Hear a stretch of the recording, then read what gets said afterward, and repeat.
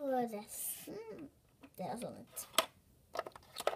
Ok, da har du sovnet, så da er det å vente på morgendagen. Neste morgen. Vi skal fly i dag! Jeg må bare fly rundt gå klokka 12. Men klokka 7 nå da. Ja. Hei Lili. Hei sann. Hei Lili. Vi skal ut og fly i dag. Vent litt, dette var min. Flydag.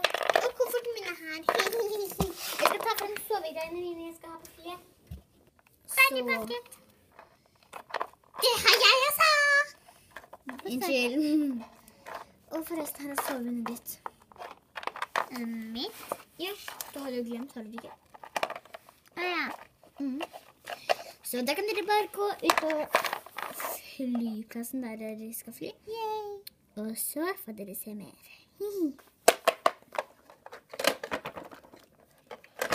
Gå inn da. Ja. Da er vi klar for take off. I love a superhero and I love a superhero and I love a superhero and don't let you go and I love a superhero. Få det til å stoppe! Få det til å stoppe! Få det til å stoppe! Du stoppet! Stoppet! Nei! Du stoppet! Du stoppet! Jeg er flypingvin! Jeg er flypingvin!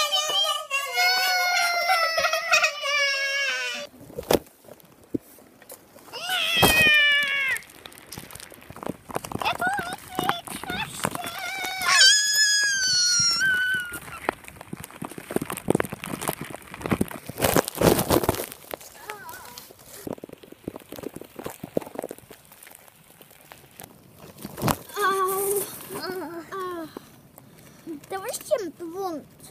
Ja, kjempeskummelt også. Ja. Hvor er egentlig? Jeg vet ikke. Men det stiftet i alle fall. Den har hoppet ut av folk igjen. Ja. Der er bagasjen min.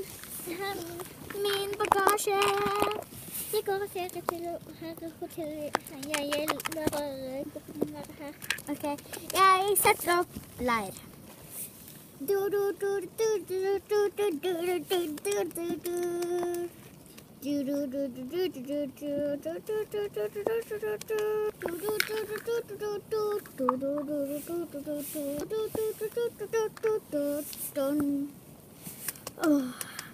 Endelig ferdig med leiren.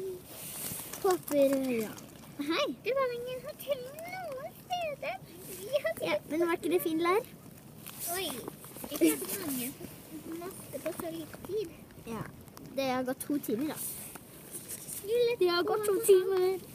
Og det ser ikke ut som at vi nærmer veien. Vi passerte ikke havet, og vi er midt ute i ødemarka. Nei, seriøst! Sånn, nå er det bare til å sove. Ja. 1 time senere.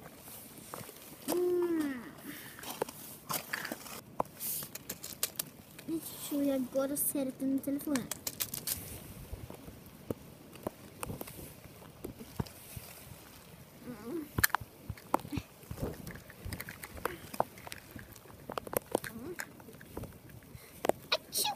Det er så kaldt.